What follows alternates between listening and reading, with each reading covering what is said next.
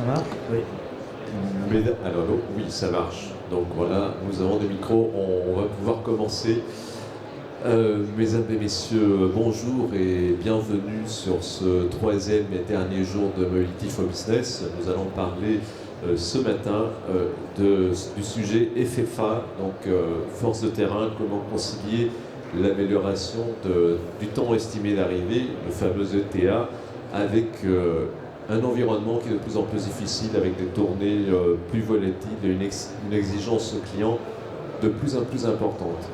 Alors ce sujet, nous l'avons aussi traité hier, on a fait une session sur le même sujet et en fait on va avoir deux tables rondes totalement différentes et j'en suis ravi parce que ça reflète la diversité du sujet, la diversité des acteurs et c'est bien qu'on puisse apporter ce double éclairage. Alors sur ce sujet, donc, on sait que malgré l'amélioration des outils et des process sur lesquels ils s'appuient pour remplir leur mission, les techniciens de terrain n'ont pas vu leur métier se simplifier au cours des dernières années.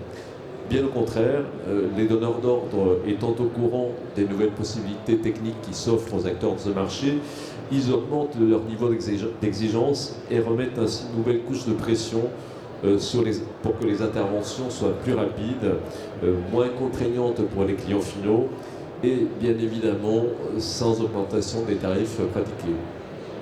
Dès lors, donner au client une heure précise d'arrivée, quand on fait une tournée de maintenance par exemple, et réaliser sa mission dans les temps impartis alors que le trafic ou des événements extérieurs comme les manifestations ou tout ce qui peut survenir sont par définition imprévisibles, donc relèvent de plus en plus la quadrature du cercle. Pour autant, les acteurs de ce marché relèvent le défi et fournissent à ces acteurs de terrain de nouveaux outils, des nouvelles formes d'organisation et de nouveaux process. Nous allons voir comment justement, en compagnie de Mehdi Jabran, qui est fondateur de Mapotempo, et Frédéric Duperron, qui est gérant de Big Change. Et alors, pour commencer, on va peut-être faire un petit tour de présentation pour rappeler exactement comment chacun d'entre vous se positionne sur le marché. Mehdi, Mapotempo. Oui, alors bonjour à tous. Donc Mapotempo, nous on édite en fait une solution de gestion et d'optimisation de tournée avec 3 produits. Une solution clé en main donc, qui est plutôt dédiée à tout ce qui est optimisation de tournée de livraison. Une application mobile pour permettre effectivement aux livreurs d'exécuter leur tournée. Et enfin des briques ou des composants technologiques qu'on fournit sous forme d'API.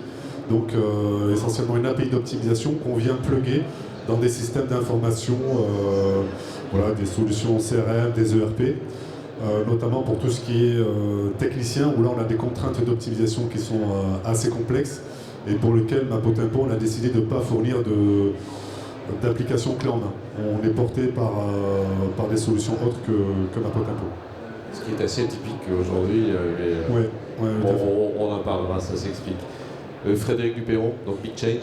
Oui, bonjour. Donc Big Change est un éditeur de logiciels anglais, nouveau venu sur le marché français. Donc je dirige la filiale française de Big Change et nous éditons un logiciel de gestion d'intervention à destination des entreprises de services, donc principalement des entreprises qui ont des techniciens de maintenance sur le terrain dans toute une série de verticaux.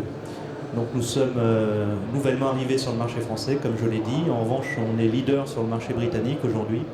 On a déjà plus de 1000 clients, 25 000 utilisateurs actifs. Et donc on va s'étendre maintenant en Europe continentale, à commencer par la France. Mehdi Jabran, pour commencer la discussion, quelles sont les principales difficultés que vous voyez aujourd'hui à une estimation fiable, à une estimation fiable du temps d'arrivée d'un technicien de terrain? Alors d'un point de vue technologique, je ne vois pas de grandes difficultés. Mon propos serait plutôt de dire qu'aujourd'hui il y a un taux d'équipement en système d'information qui est encore, je ne vais pas dire faible, mais qui gagne à se déployer. Et quand on parle de temps estimé d'arrivée, on parle d'information. Et aujourd'hui l'information la plus importante, c'est-à-dire celle de l'heure estimée d'arrivée, ça va être le technicien qui va l'avoir. On a encore ce binôme client final ou destinataire, on va dire par exemple le responsable d'entrepôt, un responsable de service, qui va avoir un lien étroit avec le technicien. Aujourd'hui, on a encore ce lien-là, historique, c'est pas plus mal parce que ça permet d'avoir un lien humain avec l'entreprise avec laquelle le technicien ou la société technique a souscrite. Mais on a ce lien aujourd'hui entre le responsable de service et le technicien qui est très fort. Et quand on parle en fait de temps estimé d'arrivée, la difficulté n'est pas technologique, elle est juste dans un changement de paradigme et amener ces entreprises à se doter d'outils qui existent, que ce soit des ERP, des logiciels de gestion de commandes, des outils d'optimisation et ensuite une application mobile qui va permettre en fait à toute la chaîne d'avoir la même information, la bonne information, que ce soit en planification et en réalisation en temps réel. Voilà. Donc là, on est plus dans un changement d'habitude, de culture, que des difficultés réellement techniques. On va y venir ensuite après. On a quand même pas mal de pistes qui existent, des solutions qui peuvent apporter des réponses fiables à cette problématique. Mais là, on est plus dans un changement culturel qu'une problématique technologique. Frédéric Duperron, vous disiez avoir une approche très transverse des fonctions dans l'entreprise. Comment cela se traduit dans votre manière de faire sur le métier terrain? Oui, ce qu'on a remarqué chez nos 1000 clients existants dans les métiers de la maintenance, c'est que la clé du succès sur ces métiers, c'est ce qu'on appelle le taux de réussite à première intervention. C'est-à-dire effectivement la capacité du technicien à répondre aux besoins du client lors de sa première visite. Ça, c'est ce qui va véritablement make or break votre entreprise de service. Pourquoi ? Parce que le taux de réussite à première visite, c'est la clé de la satisfaction client. On a des études qui montrent qu'une amélioration de 10 points du taux d'amélioration à première visite sont des clients satisfaits à plus de 90%. Donc c'est des clients qui vont rester avec vous. Donc la satisfaction client, numéro 1, évidemment la maîtrise des coûts. Il n'y a rien de plus coûteux qu'une intervention qui échoue et qu'il faut reprogrammer soit dans l'urgence, soit plus tard. Donc véritablement ce taux de réussite à première intervention, c'est la clé de nos métiers. Par quoi ces taux de réussite à première visite sont drivés, comment vous allez améliorer ça? Il y a 3 facteurs principaux, et je vais venir à notre temps estimé d'arrivée parce que c'est l'un de ces facteurs. Donc le premier facteur, évidemment, c'est que le client soit présent. D'accord ? Il y a énormément de métiers sur lesquels le technicien se casse le nez parce que le client n'est pas là. Pourquoi le client n'est pas là? Soit parce que le rendez-vous n'a pas été monté correctement à l'origine, soit parce que votre gars est en retard et que le client en a eu marre d'attendre, il est parti. D'accord? Donc la présence du client, numéro 1. Numéro 2, avoir la bonne pièce détachée. Donc là, on est un peu hors sujet, mais c'est important que le technicien il ait le bon composant pour répondre à ses missions. Ça, c'est le deuxième facteur le plus important. Le troisième facteur le plus important, c'est que votre technicien ait le bon diagnostic de ce qu'il doit faire.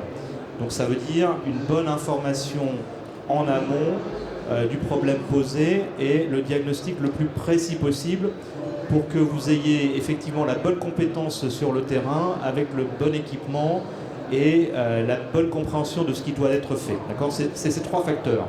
3 facteurs qui conditionnent la réussite à la première visite.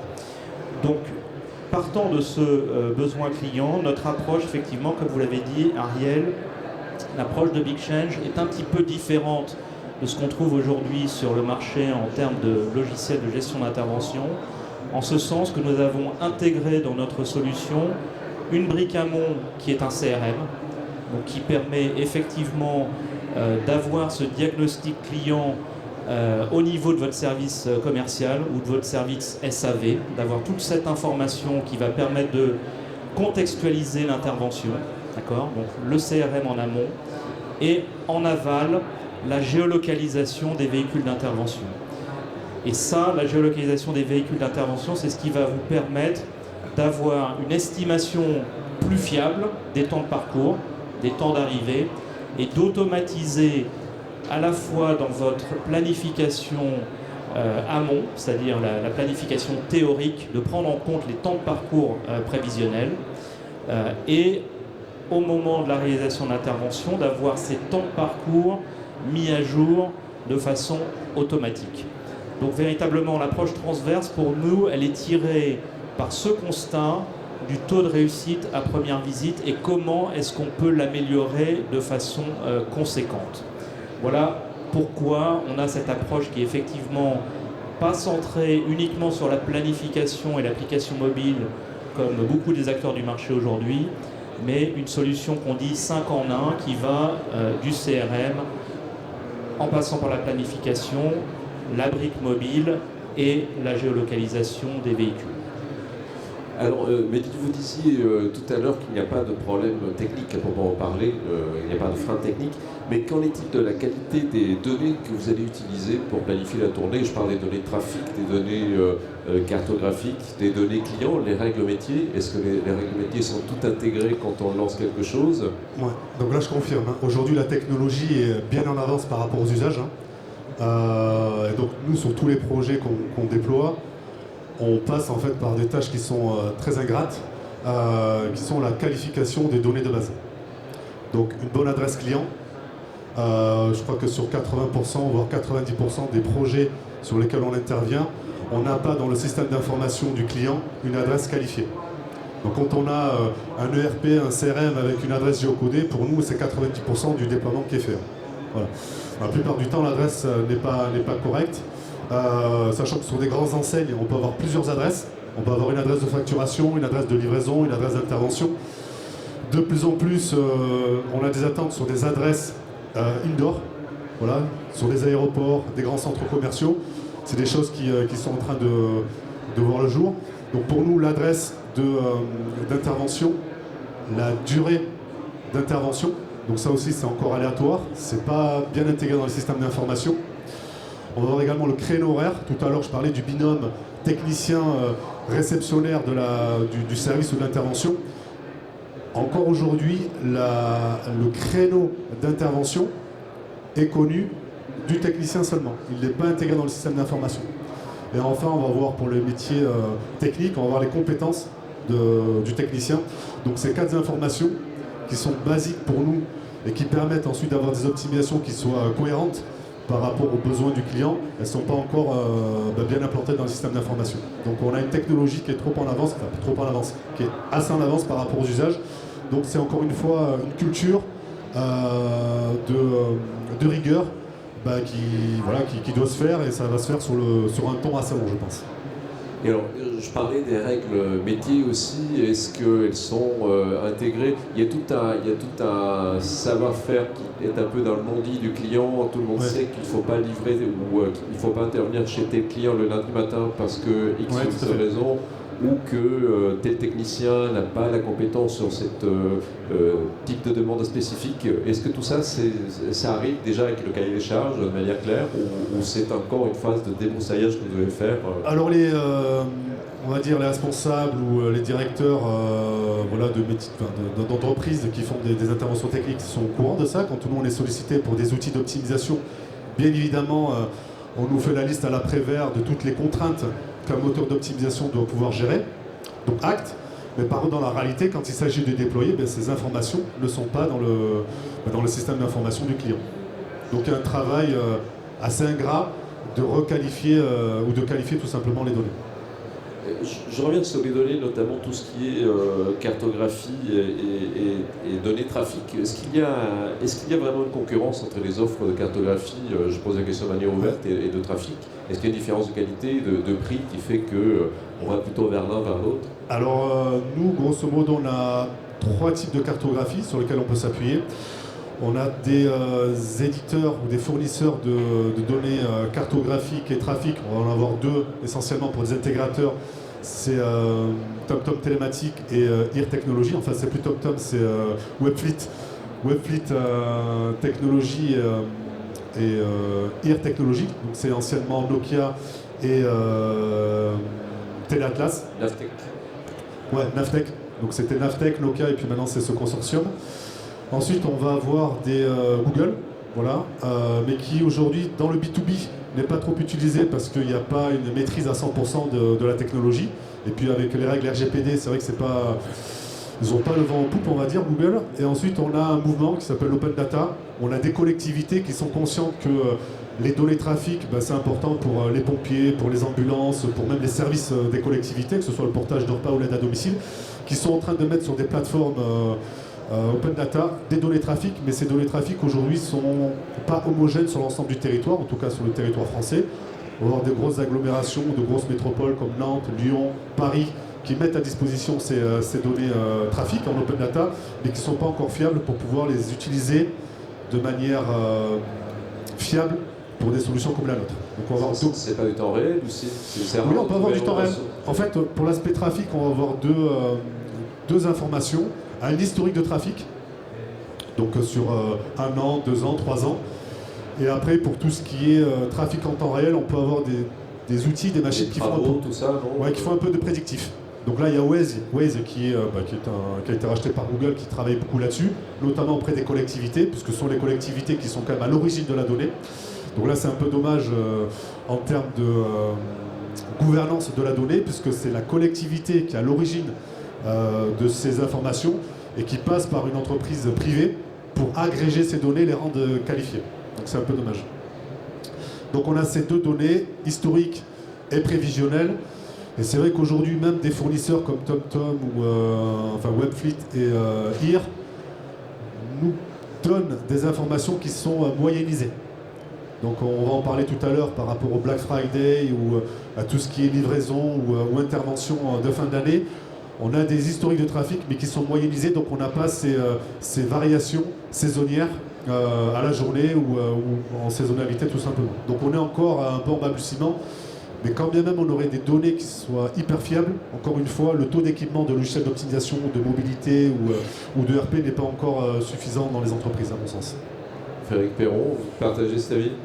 Oui, nous on a fait le choix technologique de s'appuyer sur Google. Donc effectivement dans notre plateforme on a intégré le moteur de cartographie de Google.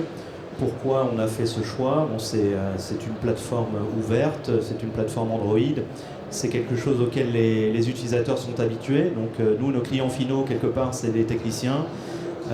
Donc ils sont à l'aise avec une navigation Google, une cartographie Google, avec toute sa profondeur fonctionnelle également.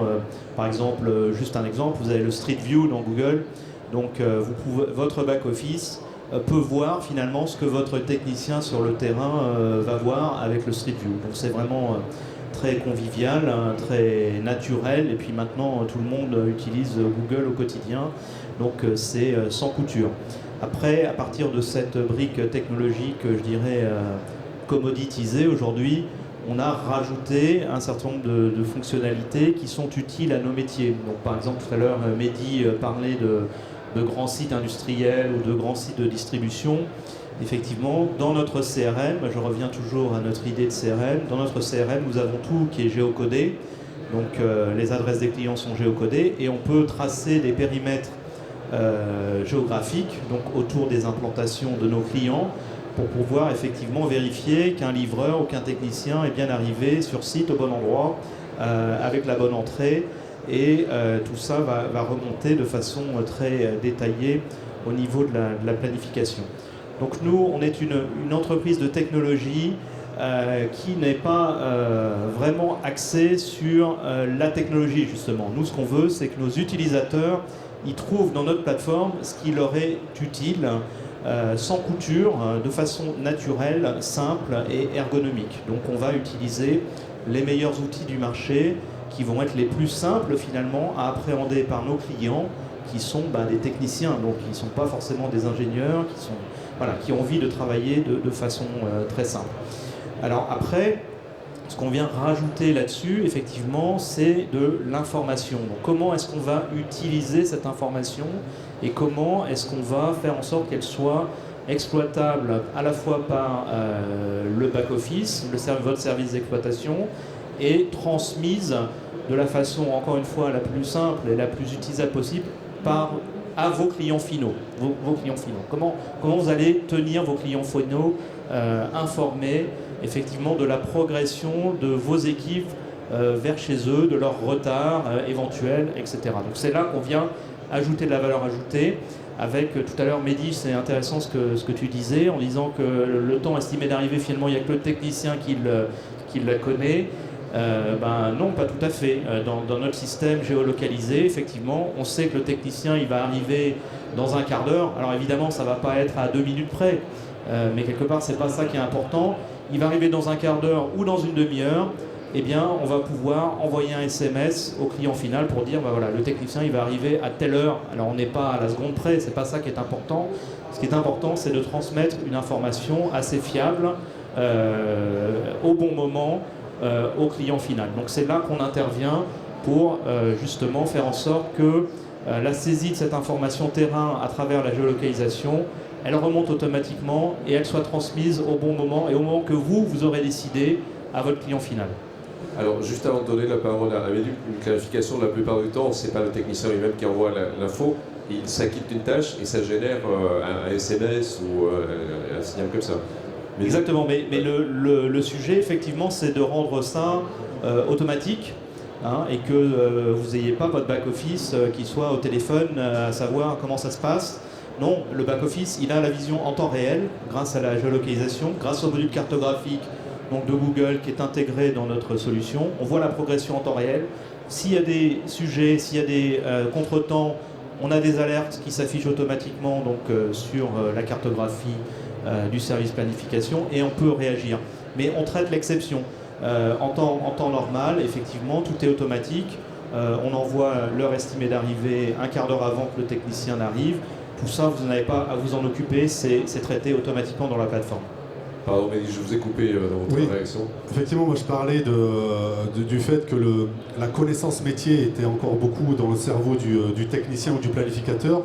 Et le fait d'avoir des solutions comme Big Change, de voir ces solutions s'installer chez le client, ça permet au client justement d'avoir une meilleure visibilité et de fiabiliser sa base de données. On a encore beaucoup d'entreprises qui sont sur Excel en fait, qui gèrent leur activité sur Excel.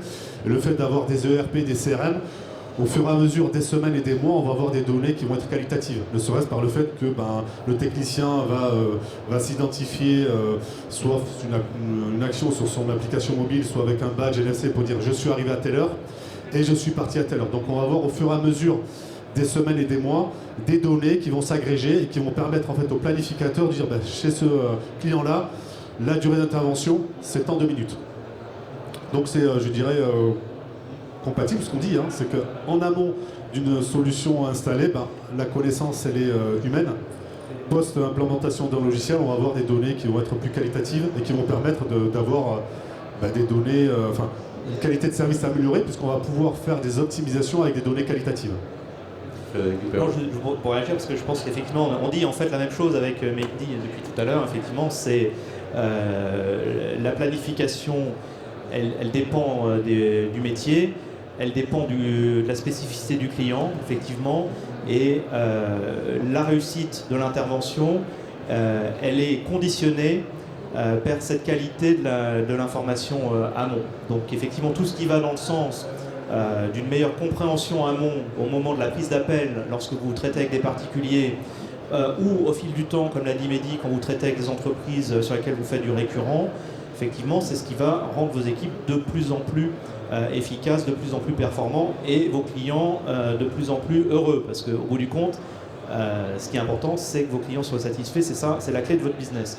Donc effectivement, chez Big Change, pour rebondir sur ce que Mehdi disait il y a quelques minutes, nous intégrons toutes ces problématiques, donc le géocoding, le temps prévisible d'intervention, donc qui peut être différent suivant vos différentes missions, typologies de missions ou typologies de clients, les compétences de vos gars sur le terrain, les horaires d'accès, les créneaux horaires de préférence, etc.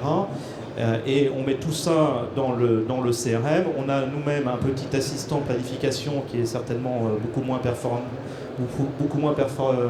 que ce que peut faire Mapotempo, mais qui peut suffire sur des entreprises de petite taille. Effectivement, l'ensemble de ces contraintes métiers sont prises en compte pour qu'en amont, la planification soit la plus pertinente possible. Et après, en cas d'imprévu, on gère l'exception, on gère l'imprévu et grâce à la planification dynamique, on est en mesure de réagir rapidement en cas de problème. Quelle est aujourd'hui la valeur commerciale de la ponctualité qui est offerte, qui est proposée au client final? Comment ça se traduit dans les cahiers des charges? Est-ce qu'il y a un système de pénalité si on ne tient pas des fenêtres de 20 minutes ou d'1 heure ou 2 heures selon les fourchettes qu'on se donne et c'est selon l'engagement de service que l'entreprise a vis-à-vis du client final? Alors, moi, de mon point de vue, nous, on est fournisseur de technologie, donc on ne répond pas directement à des cahiers des charges. Ça sera plutôt les clients, par exemple, de Big Check. Vous avez l'outil que vous êtes l'interface qui permet de réaliser le contrat. Donc, Oui, oui, tout à fait. Donc, effectivement, le respect de la contraintoire est fondamental. Pour nous, c'est le premier axe même de vente d'une solution d'optimisation. Le deuxième axe, ce serait plutôt le confort de travail, puisqu'une solution d'optimisation permet quand même de réduire le stress au niveau de la planification et in fine de réduire le stress du technicien, parce qu'on va lui proposer en fait des tournées quotidiennes ou hebdomadaires qui vont être réalisables, donc on va quand même réduire le stress au travail. C'est notre deuxième argument de vente. 1, qualité de service, 2, confort de travail, 3, réduction des coûts. Voilà, parce que forcément, quand on parle d'optimisation, on peut avoir des gains en termes de kilomètres par tour, etc. Mais effectivement, le critère numéro 1, c'est le respect des contraintes horaires et voire même des jours. Alors, l'information qu'on donne en temps réel au client est un facteur clé pour la gestion commerciale de l'intervention de la livraison. Quels sont les meilleurs canaux? Est-ce qu'il y a aujourd'hui, on utilise beaucoup le SMS, certains utilisent WhatsApp, d'autres par mail, d'autres disent vous avez accès via une plateforme web. Est-ce qu'il y a un canal aujourd'hui qui s'impose, qui apparaît comme étant le plus évident, le plus fiable et le plus utilisé?